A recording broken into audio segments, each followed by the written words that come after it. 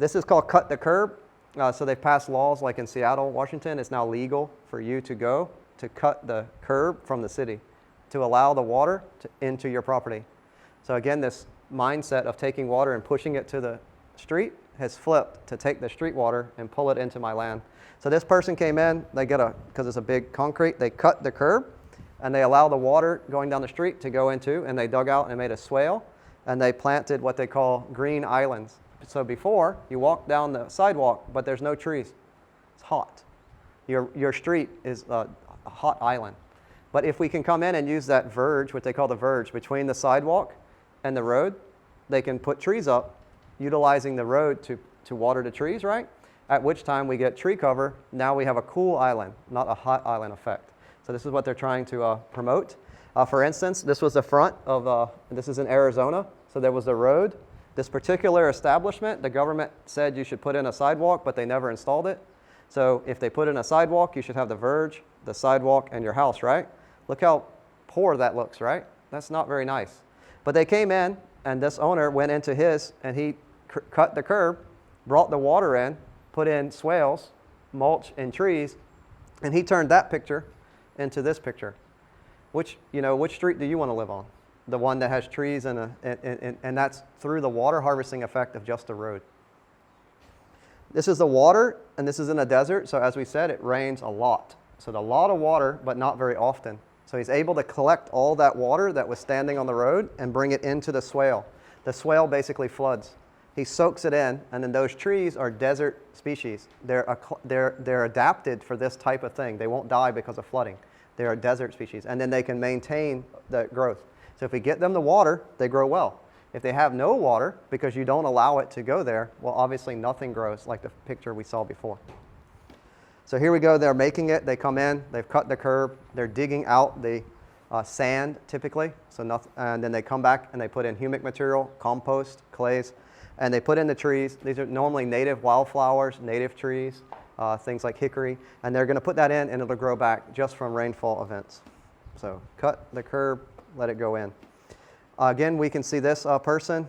They came in, they lowered the sidewalk, right? So they cut it, they lowered the sidewalk, they allow the water to come into there, and they can make a little oasis on the corner.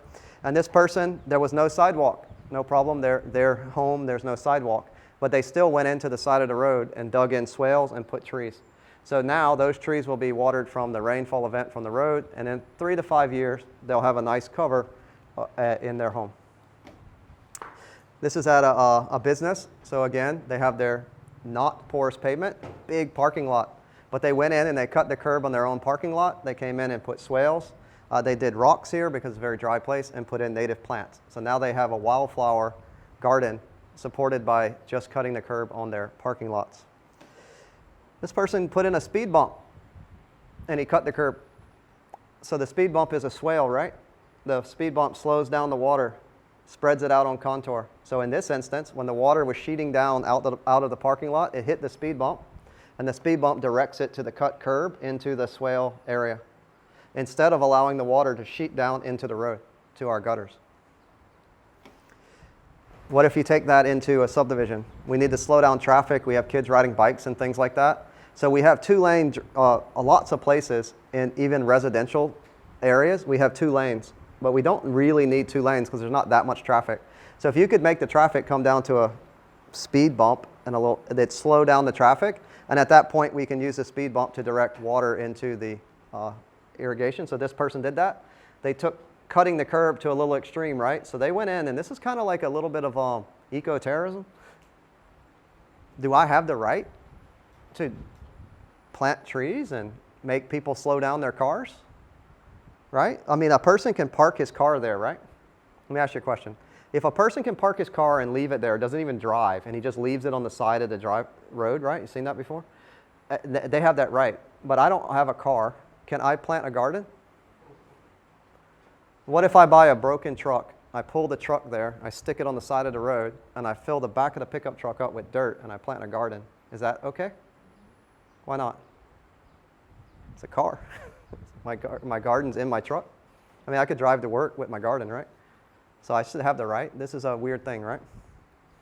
So another one, they used came into the road, put in obstructions, slow down the traffic, utilize it to move water to basically grow plants. This is a new subdivision. So the whole subdivision was designed with the aspect that no water, there'd be no curbs. So we don't have to cut the curbs. We won't even build curbs. So their curbs is flat. Look at that. So the whole road is designed into swales, and everybody's verge in the entire subdivision built from new is a swale. Some people, lots of people sometimes come to permaculture and they think that swales are something new. Do you know where the word swale comes from? Rome, Roman word. Rome invented putting swales next to roads long time ago. Okay? Swale is not anything new.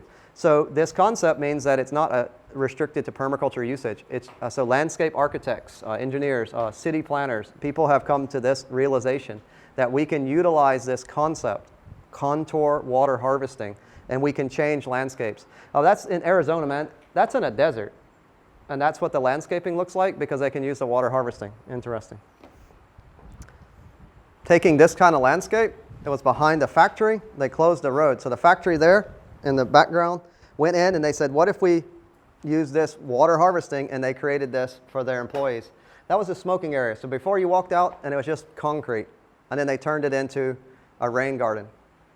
Simple. Poor guy walking, he's got no trees, hot. This community, though, comes in, utilizes water harvesting, puts in this hot island versus cold, and they have fruit trees, they have community, that you can put a bench, I can sit under it, right? I can enjoy myself. How the community dynamics change just because of the landscaping is interesting. When we see really poor places, you ever see landscaping? No. So the aspect to have water harvesting to change landscaping also changes community dynamics. In a broader scale, you go out, you can see where water's running, you start to observe. Permaculture likes to discuss that as having a pattern eye. Once you see a pattern and somebody keeps showing you a pattern and showing you a pattern and showing you a pattern, all of a sudden you can't unsee the pattern. And everywhere you go for the rest of your life, you know what you notice? That pattern. It pops up, bam. That's how we are, humans. So at that point, I keep showing you this over and over again because the rest of the time you say, oh, it should be water harvesting there.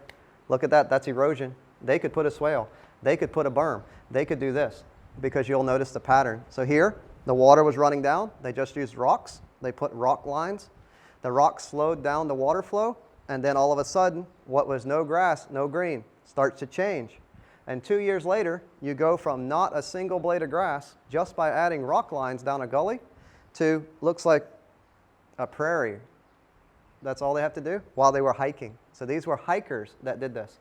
They like to hike in this area, so while they were hiking, they took the opportunity, and every time they go hiking, they make a new rock line. 2 years later, look at that. Interesting. That's on the side of a hill on a highway, and the water's running down, right? So again, they went and just adding these little rock speed bumps starts to create this little microclimates. There's a little bit of water, sands, and silts. And over time, that will build up, and then that'll turn back into a lush, and trees will grow. So it's from almost complete desert to with just a little bit, slow down the water. Ecology will take back over. We don't have to help that much, just a little bit. So here you start to see, again, restoration. They go on a stream bed, they pick up the rocks, they slow it down, they make a little dam, and over nature changes the ecology.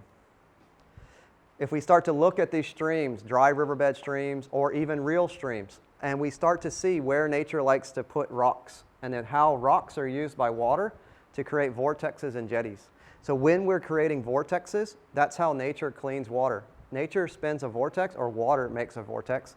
And the vortex is interesting. Though it's spinning and it goes faster like a tornado, it actually cools down. You would think the friction would heat up, but it doesn't. It actually does the opposite. And the other thing that happens is the air bubbles that are created oxygenates the water, and when in a highly oxygenated environment, guess what doesn't grow? Viruses and bacteria. They don't like it. Anybody ever use that? What's that, hydrogen peroxide? So water puts rocks in streams to create vortexes to oxygenate the water to clean it.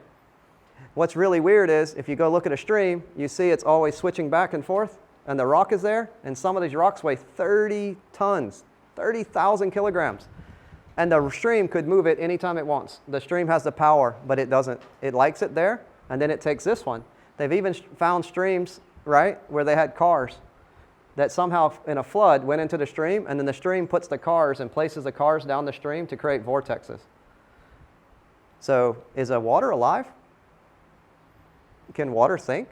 Water does these things. We can see this, right? It cleans itself. It places objects in order to facilitate the environment that it likes. It habitates us. I mean, are we just a vessel so water can walk around?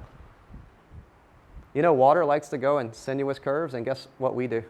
We walk in sinuous curves too. You know, when we design our landscapes, if we design slight curves, people like it. And if you make 90-degree corners, guess what people do? Cut the corner. They'll walk in the curve. Interesting. So here we go. We look at these landscapes, set a rock, make the little beaver dam, back floods the water, changes that environment, one little beaver dam at a time. So if we look at a tree and we look at the ability to give water, to harvest water, what is that going to do? Well, all those uses a tree may have, whether it's habitat for birds, it produces oxygen, it may have some food source for us, we can make a home out of the tree, we can derive medicines from the tree, we could just have shade for our house to have a cooler temperature so we're not hot, utilizing energy. All these uses for trees, and look at the one at the bottom, a polyculture. The tree supports other plants. So most of our vegetables and herbs that we may classify as what we want to eat, derived under or in relationship with a tree. So there's a hiker, and before the water would go through, but they've put in the wall, she can now get fresh, clean water. We can look at whole waterscapes. So that's a picture of this town in the 1800s, and that river is completely full. And we go the same day, now it's not, because the city, the water used to shed to the river, and now we don't. We shed the city to storm drains. So then the river ran dry. So at this point, we have the ability as engineers, as architects, as landscape designers, as permaculturalists to start looking at landscapes in a different fashion and start understanding how water and how we move, interact with water, changes landscapes and ecologies. So we were doing very poor water practices. Anytime we saw water before, the first step, get rid of it. Now, through ecology, we start to see we're creating deserts. We're just getting rid of the water and shoving it to the sea with our minerals and nutrients. If we can reverse that and we can start to infiltrate water, we can start to regreen these areas. So these come from a book. It's a nice book, Rainwater Harvesting, Volume 1 and 2. It's quite pictorial, so it has pictures. So he does a really good job. His name's Brad Lancaster. Also, the website I showed you before, you can see that. He's nice YouTube videos, very simplified. He doesn't make it too complicated, and these strategies, they work very well. So getting into like a home design, here's our house. It's facing our winter sun. The sun is going to come in. We have solar panels. We have windows. Your landscaping also can affect your temperature. So in this issue, I want to have full sun in the front, but I have a cool back, right? So I can get, the tree will make a cooling effect. So I can pull that cold air from under the tree into my home. So think about at the back of your home, behind the tree, having a garden with trees. The front is my vegetables, but the back can be shaded because I can bring the cool air into my home through the back window, for instance.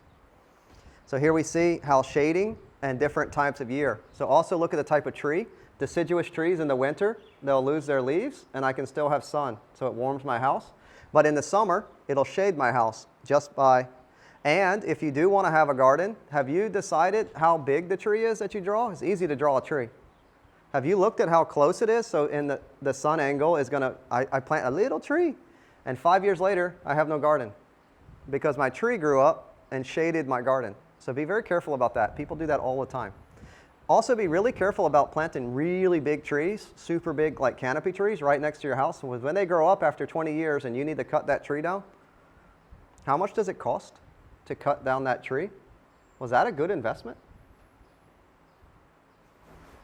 Yeah, $20,000 it can cost sometimes to cut down a big oak tree. So I have to pay $20,000 to cut down the tree that my grandpa planted. Why did he plant that big tree next to the house like that? So 20 years later, you have to pay $20,000. So that tree costs you $1,000 every year. Is that investing? So be careful about how close you put big trees to your home. So this is at an architectural school. They're trying to show the architects these sun angles, right? So at this particular location, they went and made a art installation, if you will, out of steel, showing the angles of the sun at the winter and summer. So here we see if it's winter, it's low, right? And the sun can go through my window. But in the summer, it's high, and my overhang shades the window so my house doesn't get hot.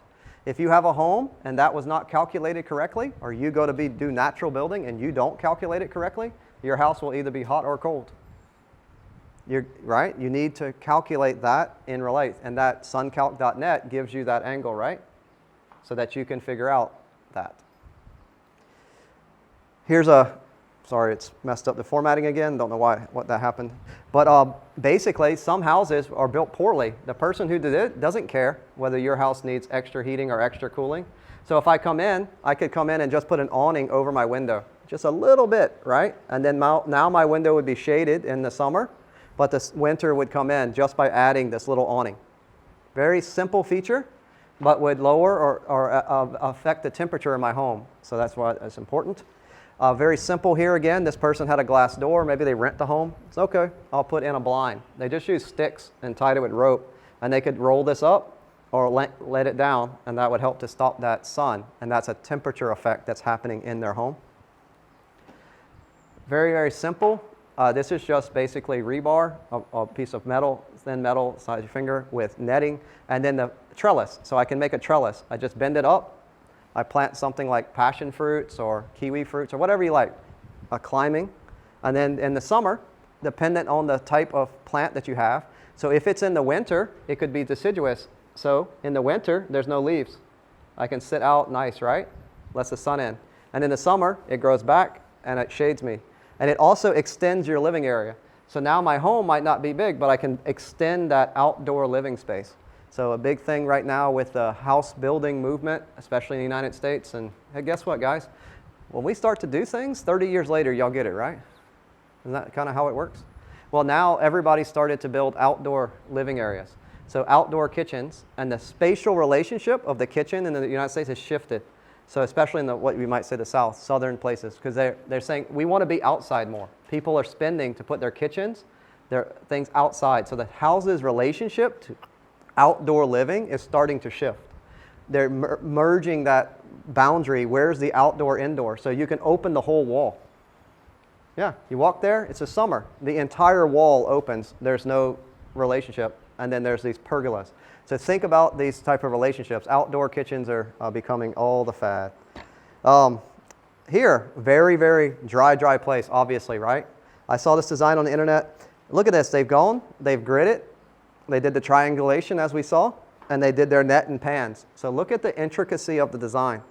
Everywhere they went, and they are maximizing the water flow to the sunken space for the tree. Great design.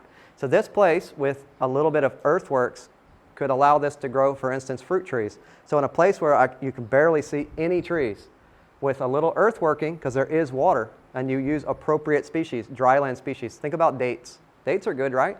So in this area, with the earthworking, I could have a date orchard where now there's nothing. Water harvesting principles, which is basically raise the roads in a dry situation. Put in sidewalks and paths, use them to divert water to lower adjacent planting areas.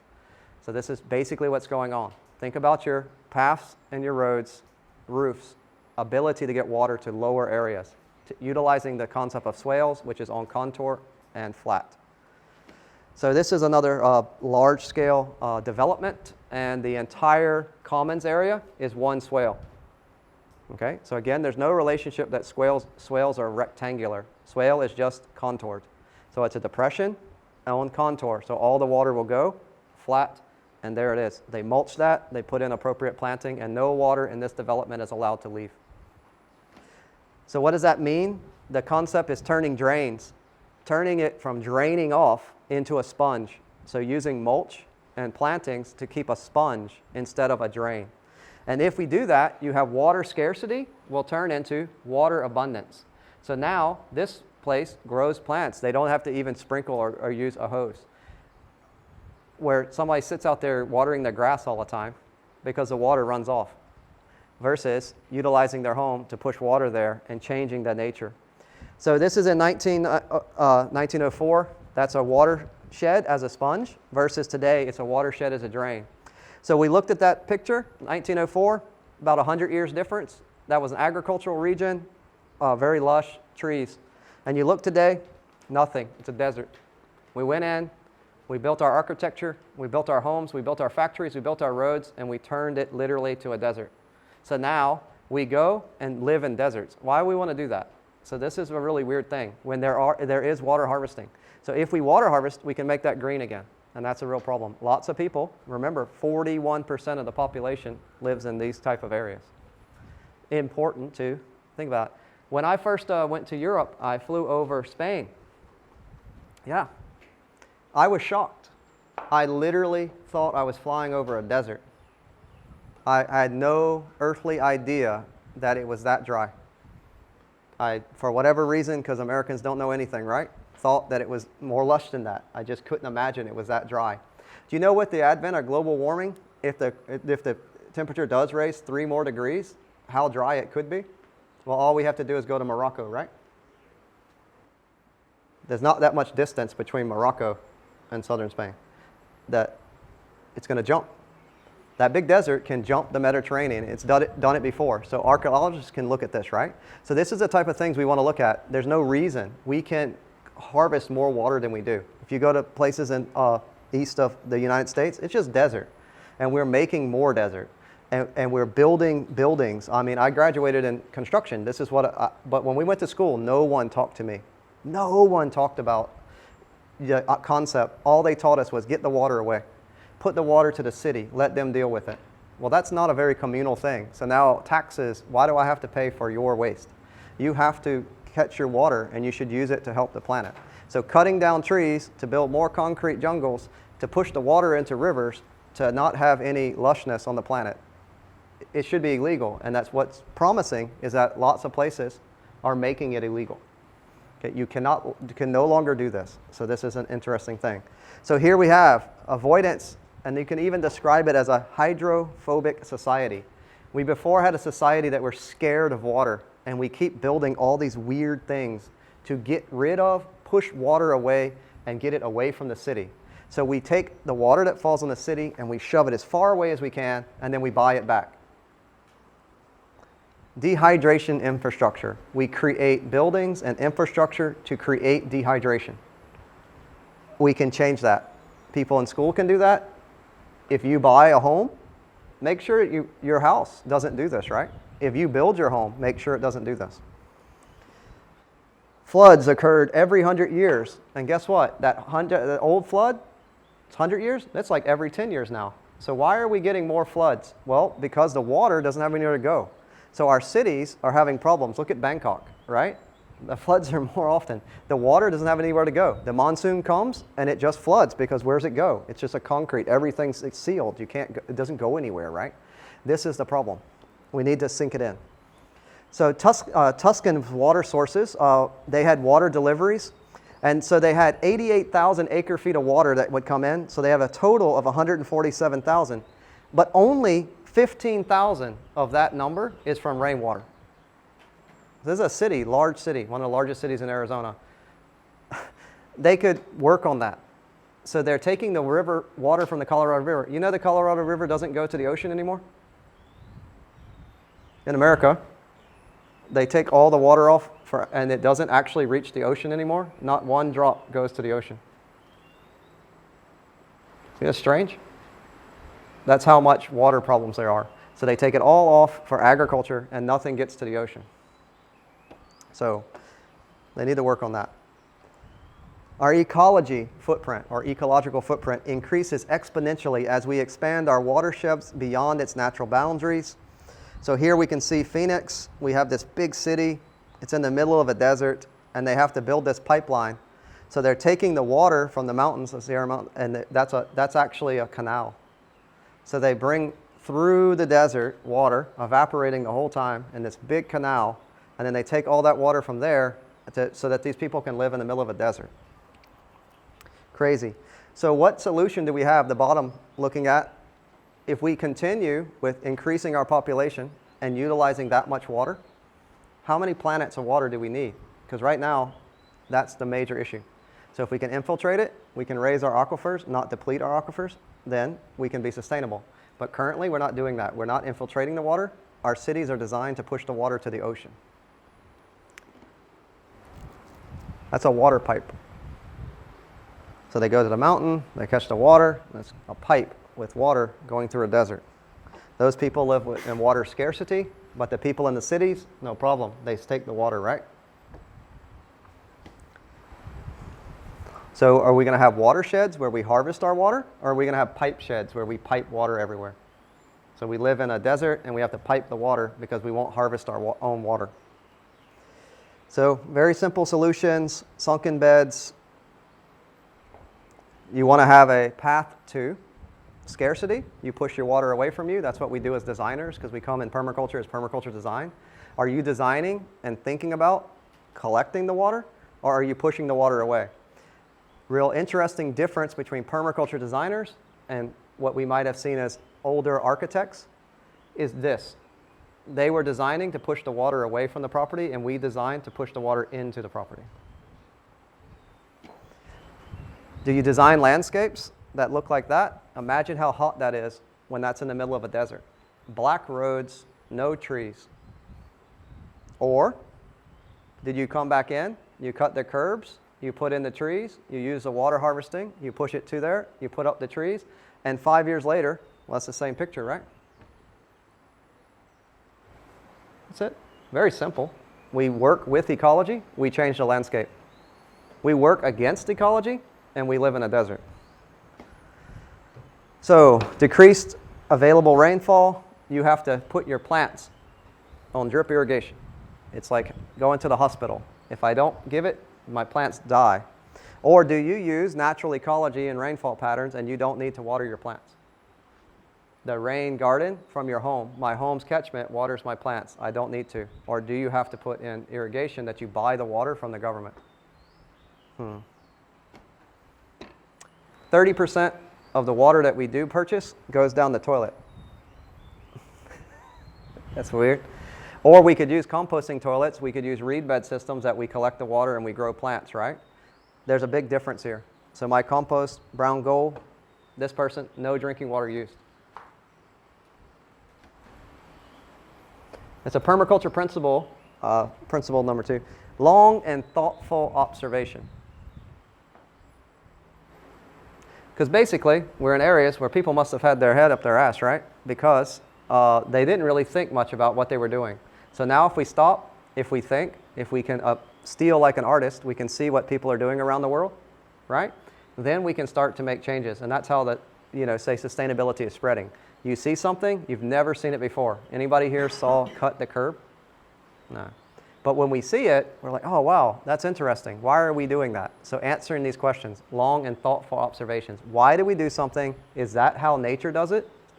Does nature do that? No. So why did we do it? So number 2, start at the top of your watershed. If you have a slope at the top, look at the top, how the water is moving down. And then see if you can observe the water flow through your landscape and try to slow it down, spread it out, and sink it in. If you do that, you can start really small and simple. Just one single plant in a divot, and then each year I work. I don't have to do the whole thing at one time. So slow and small solutions. In our permaculture thing here at Raktamachat, we have our principles. They're a little bit different. I was an engineer, so my small and slow solutions doesn't say that. It says KISS. K.I.SS. Anybody know what that means? Keep it simple, stupid.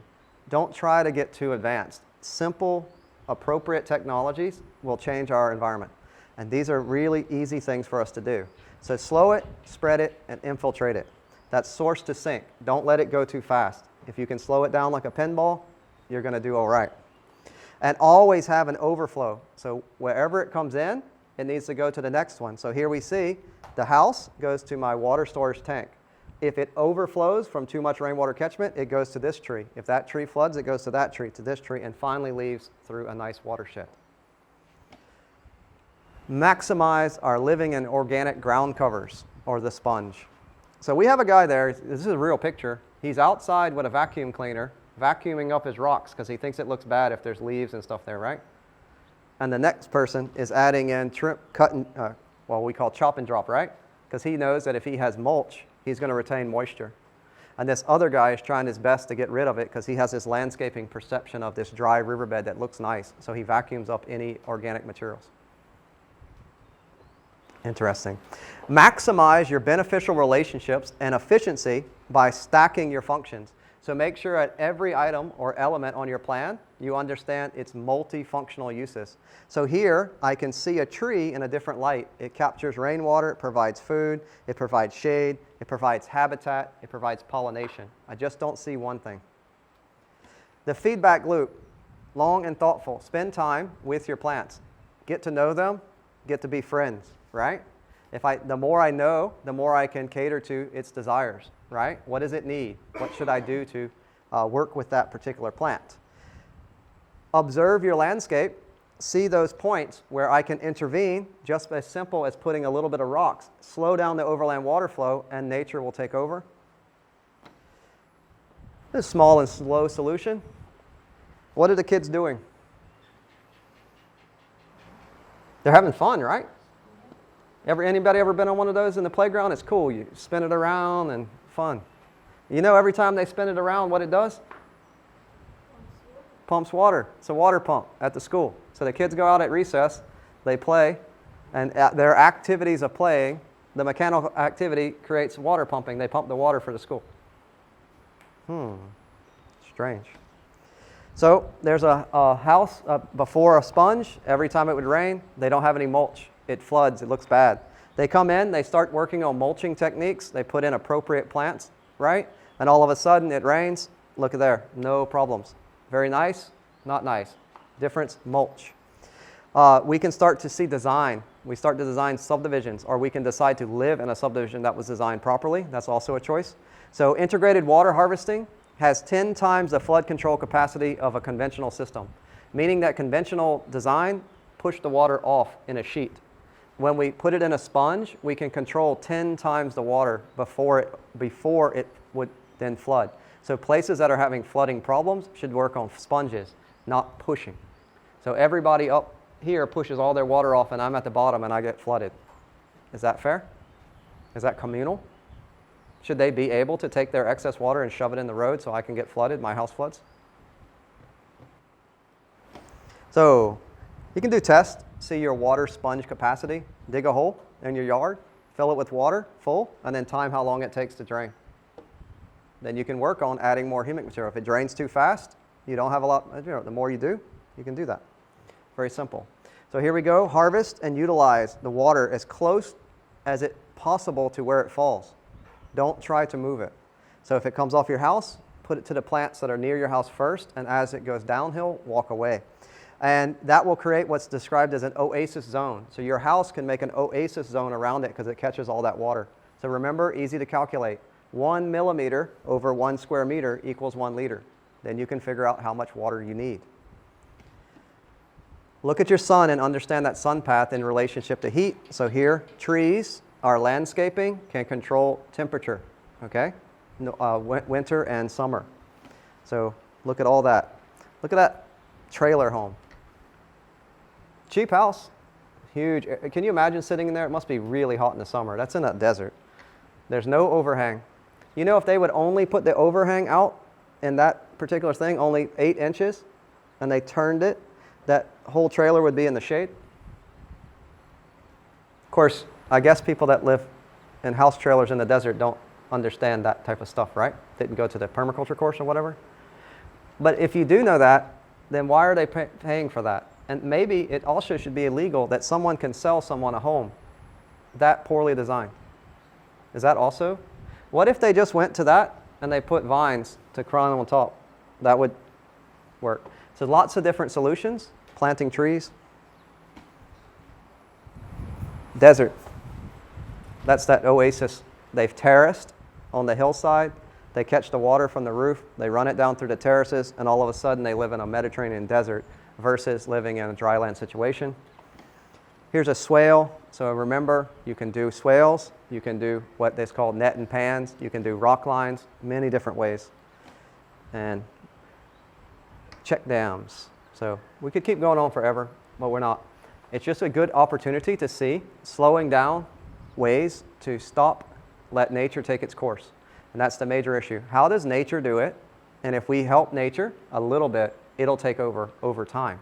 So it's not an instant solution, but there's no reason that these places have to look like that. So really little simple solution, and the ecology starts to take over. And over time, that little nucleus of ecology will grow. And that's the major thing. And we can still help it by putting in seeds, different types of plant systems. So spreading deserts is a real global problem. And I think everyone has to take some responsibility for that. And permaculturists hopefully can help in some way. So if you do go to visit these places, as simple as just stacking some rocks or teaching someone how can make a big difference. So I hope that gave you a little bit of insight into dryland strategies. Major issue, slow the water down, allow nature to take its course. It changes.